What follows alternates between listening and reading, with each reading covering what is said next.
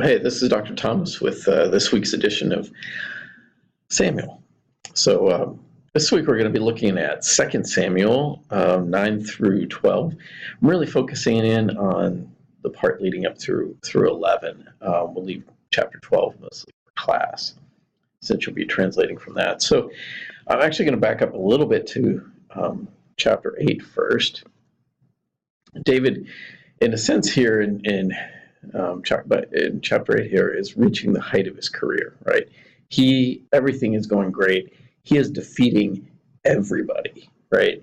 It says he defeats the Philistines, the Moabites, the Zobah, which seems to maybe be part of the Arameans, the Edomites, the Amalekites. Actually, I think there may be the Zobah might be Ammonites, but he defeats basically everybody, right? Everything's going well. And then we get this later in the chapter. David ruled over all Israel and maintained justice and righteousness for all his people. So basically, he has reached the pinnacle, right? This is the man after God's own heart. Everything's going great. Maybe a little too well, right? That's chapter 8. Okay. Well, then we go into chapter 9, and we get this, David showing kindness to Mephibosheth. Yes, I said it right. Mephibosheth. This is Jonathan's son, Saul's grandson. When Saul died, he was about 5 years old. It says he was 5 years old. Basically, it says he was crippled in his feet, but that was because when the news of Saul's death and the defeat and all came, then his caregiver or whatever grabbed him and ran so fast that he fell down and was injured, and that's why he was lame. So now in chapter 9 of 2 Samuel, he's much older. He actually has children and so on. He has son Micah, and David basically shows kindness to him. He remembers this promise right back in 1 Samuel 20. Chapter 18, they make the covenant. Chapter 20, Jonathan wants him to reaffirm it. He promises never to cut off your chesed from Jonathan's house, right? Even if the Lord were to cut off every one of the enemies of David from the face of the earth. It might happen someday, like, I don't know, 2 Samuel 8. Foreshadowing. So basically, David restores his Mephibosheth's property, invites him to eat at the king's table, which he apparently does for the rest of his days. It's a high honor. And of course, once again, we're seeing this example of David keeping in good with the house of Saul, kind of keeping that door open in the north, right? He's ruler over all of it now, but he wants to make sure he maintains that control over the north. Then we get to chapter 11. All right, and I'm kind of skipping over, but we get to chapter 11. At the turn of the year, all right, time when kings. I want to pull up the actual text here, so let's take a look at what we have here, and I'll move this up so you can see it, so it's not my way. So it was at the turn or the return of the year, which is basically a reference to the spring, right? The year's returning. The time when they go out. And who goes out? Hamalachim. Wait. Hamalachim. That doesn't seem right somehow. You know what this word means? Now, BibleWorks is telling you over here that it means ruler, king, ruler, prince. You see the problem, though? The root is mem lamed kaf. What do we have here in the text? We have mem lamed aleph kaf, right? Mem lamed aleph kaf does not mean king. That means messenger or angel, right? The time when messengers go out. But, and I left the note up here from the CEB, you can see here that the Septuagint, the Targum, which is the Aramaic translation, the Vulgate, which is the Latin translation, all say kings. The Masoretic text, however, has messengers. And I can even show it to you here. I pulled it up. I'm going to get this out of the way. But this is the Leningrad Codex. This is the Bible that your VHS, if you have one, your VHS is based off of. And you can see right here, just get a little too far, there we go. So Vayhi, it was at the turn of the year, Shana, the time when they go out, and it's Hamalachim, and you got the Aleph there. Put a little line over the Aleph, probably because it's quiescent, but it's there.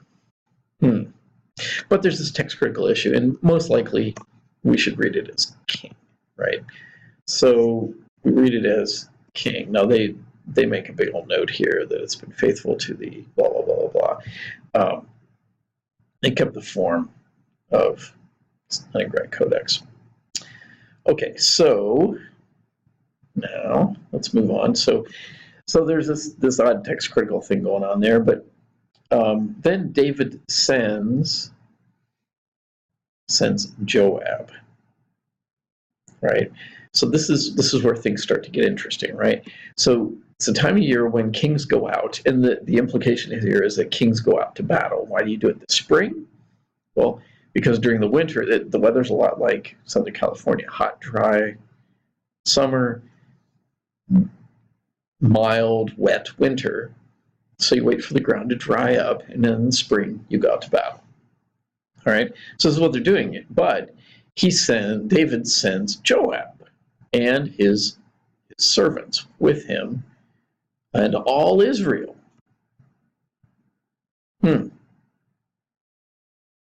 Right? And they go out to ruin the sons of Ammon, right? They go out to the Ammonites, to battle with the Ammonites.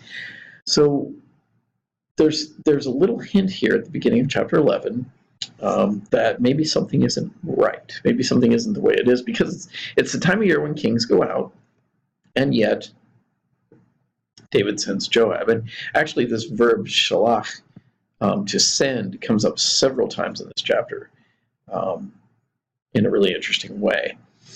Now, they go out and they besiege Ramah, and then the last clause in this verse, and there we go, last clause in the verse, V'David Yoshev Birushalayim, right? But David, and we've got inverted word order here, it's subject, and then an imperfect verb, so this is definitely, participle, sorry. It is a participle. So this is kind of normal order for a participle, but it's drawing a contrast, a strong contrast with what was going on earlier in the verse, right? It's a time when kings go out to battle, Joab's going out to do all this battling, blah, blah, blah, and then David stays in Jerusalem. Bum, bum, bum, right?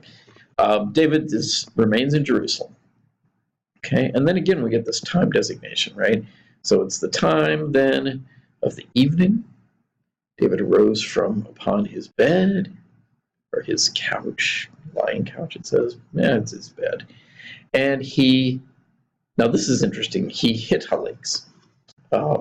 Notice that the verb here, just pull it up, see the verb here is halach, which is a normal verb to walk, and it's in the hit pile stem, which doesn't actually, it occurs quite a few times, like 30 or something.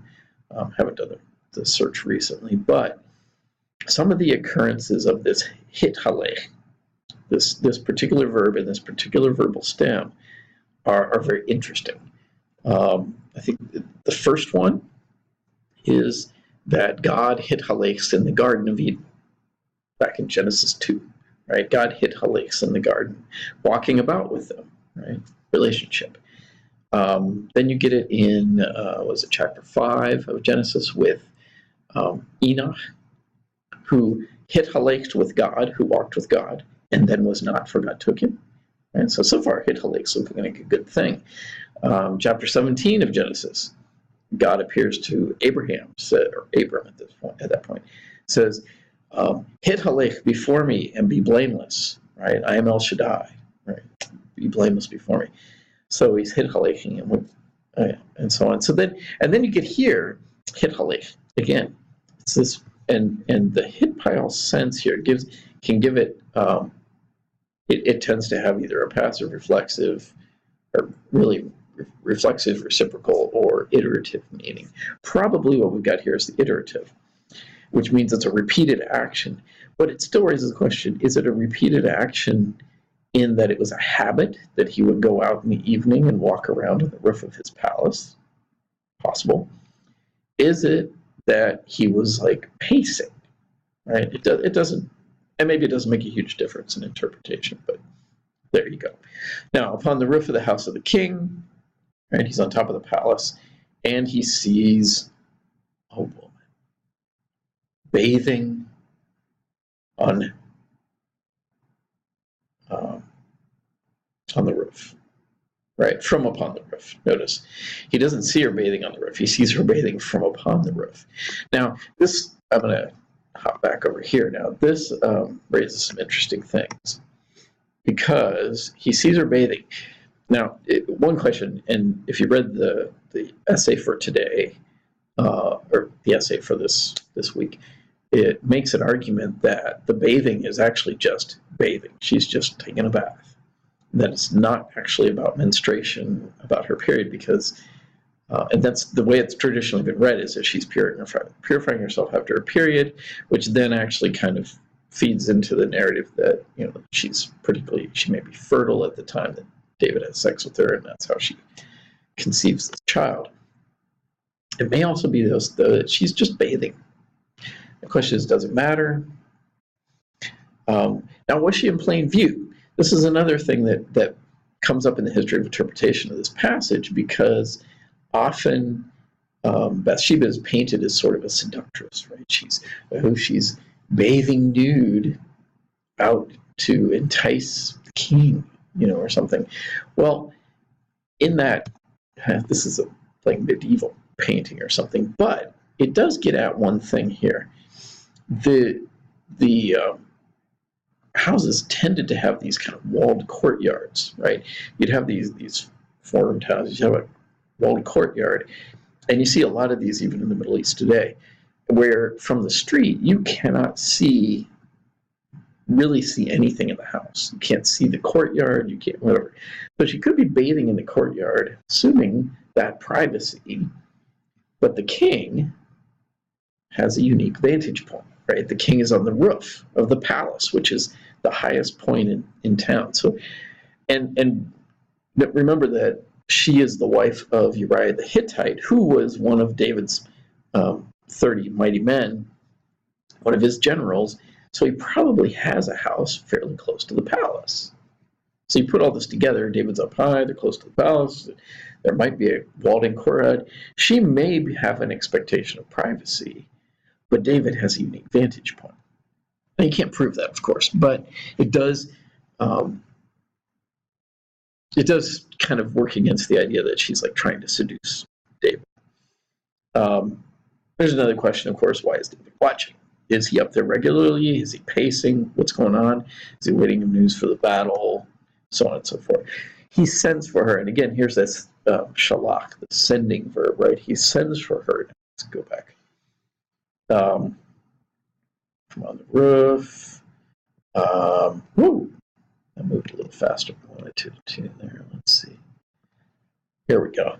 And so he sees her, and the woman was Tovat Mareh Ma'od. She was very good looking, basically. Right? Very good looking. Which again often gets people in trouble. But think about who else was good looking. All right, so then David sends, here we go. He sends to inquire about her and says, you know, who is this? Or they say, isn't this Bathsheba, the daughter of Eliam, the wife of Uriah the Hittite? She is often mentioned as the wife of Uriah the Hittite here. It's like trying to drive this point home over and over. In fact, her name really doesn't show up that often. And then David sends again. He sends, now this time he sends malachim, which is interesting. He sends messengers, which is the word that we had up above. So it almost makes you wonder if there was some sort of scribal error there. And he took her and,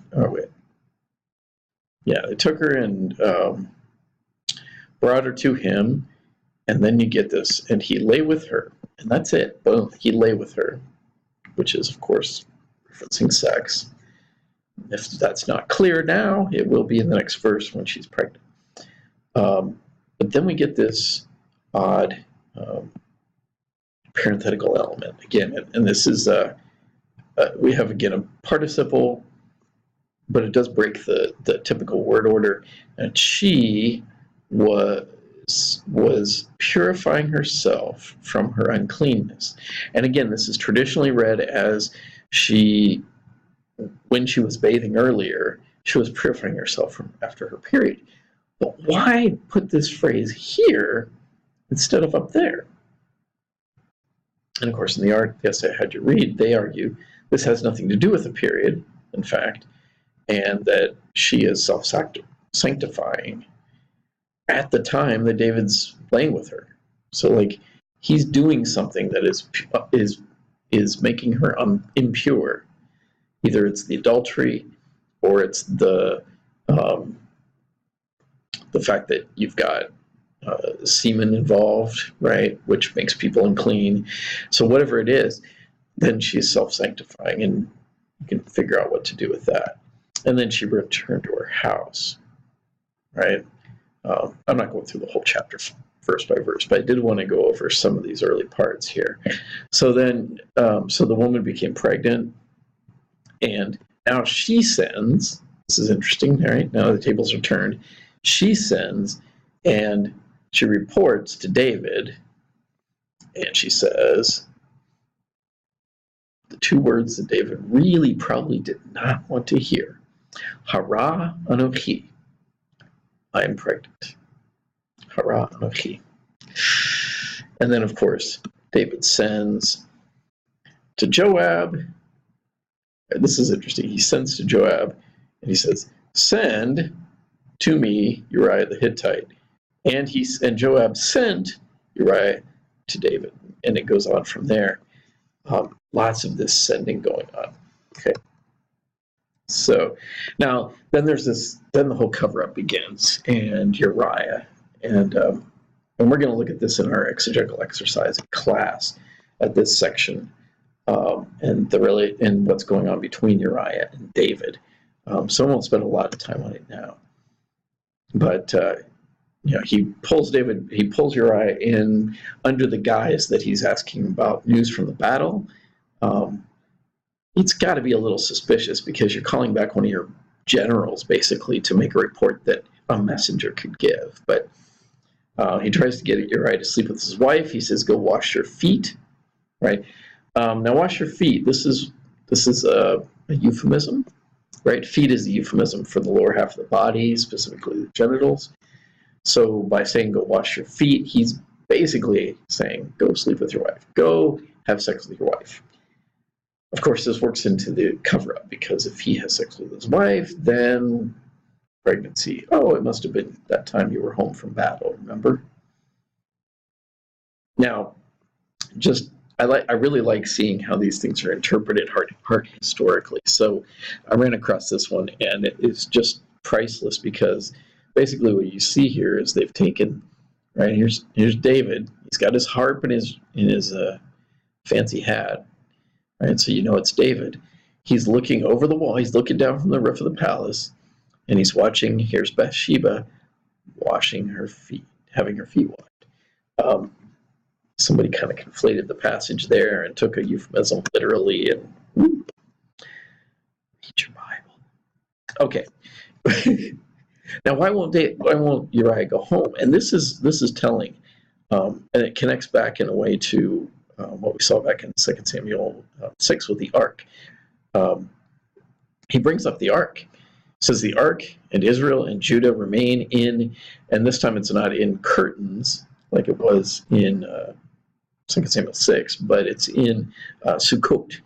And it's a very interesting in a way, it's an interesting choice of word because it references the wilderness period, that wilderness period where they were in Sukkot. And then he says, basically, hey, I won't do this because they're all out there doing their thing, so I'm not going to go join my wife. He finally resorts to getting Uriah drunk. It still doesn't work. He goes out and he passes out front with the servants and so on. And one commentator puts it this way: Uriah drunk is more righteous than David sober. It's definitely one way of reading it, and we'll look at a couple other ways. Then, of course, you get the murder. He sends the message in Uriah's hand, how to kill him. Here's a depiction of this from an illustrated Bible, right? David giving him the message that will be his own death. And cover-up succeeds, right? Uriah's dead now. Well, succeeds, we're not sure. Messenger comes back to report. He really doesn't want to tell David that these people got killed in this battle. Didn't go very well, but Uriah is dead too. And make a point of mentioning Uriah died. Now, this is another illustrated Bible thing here. And I like this one again because here you see, right, they're pushing right up against the city. This is what Ramah that they're up against. And you see the one guy here that doesn't get armor. And he's wearing a red shirt. Give it a second for that Star Trek reference to sink in.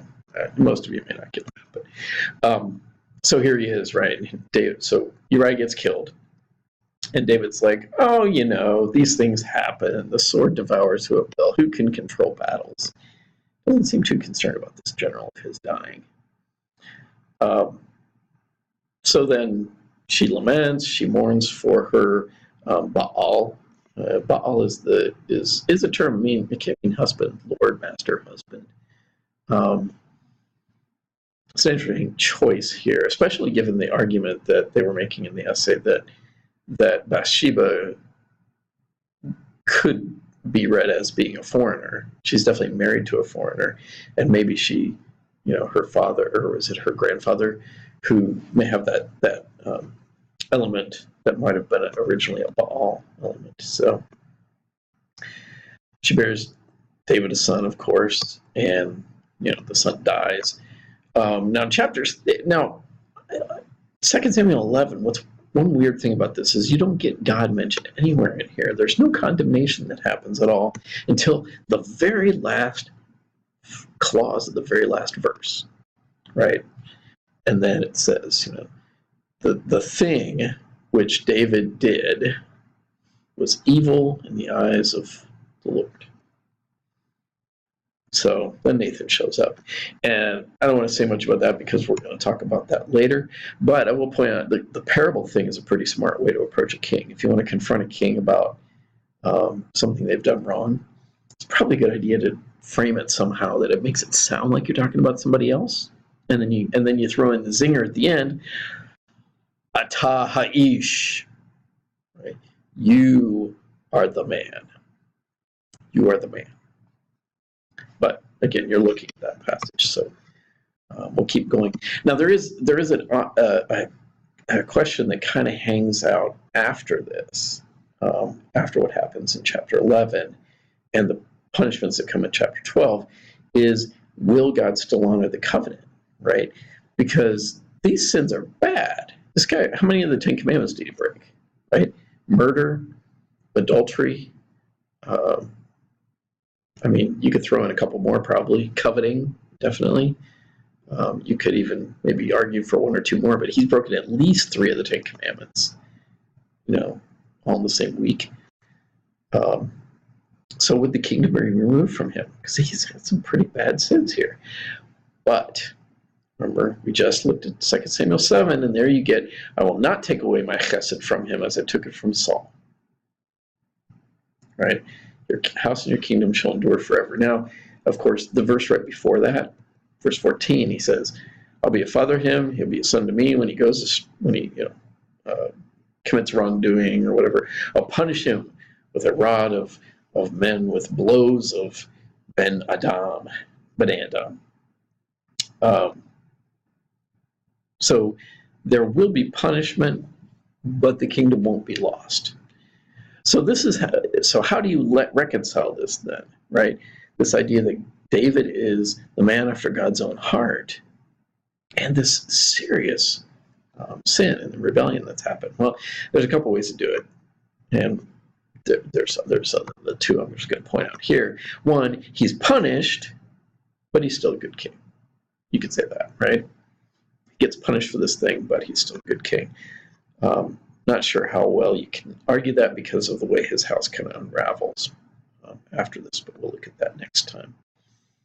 The other way you could do it is you do what Chronicles did. Spring of the year, time when kings ought to go battle, Joab led out the army, blah, blah, blah, blah. David remained in Jerusalem. And ... This is where you get the whole David Bathsheba thing. And then at the end of chapter 12, notice, then he takes the crown from Milcom and so on and so forth because they defeated this for the Ammonites. David remained in Jerusalem. Joab attacked Rabbah and overthrew it. David took the crown of Milcom from his head. Did you see that? You just sanitized it, right? It's just gone. It's just gone from the chronicler's account. I think I mentioned that before, but it is. It's gone. All right, and we're going to pause it. I'll stop it there for now, and we'll pick up the discussion in person.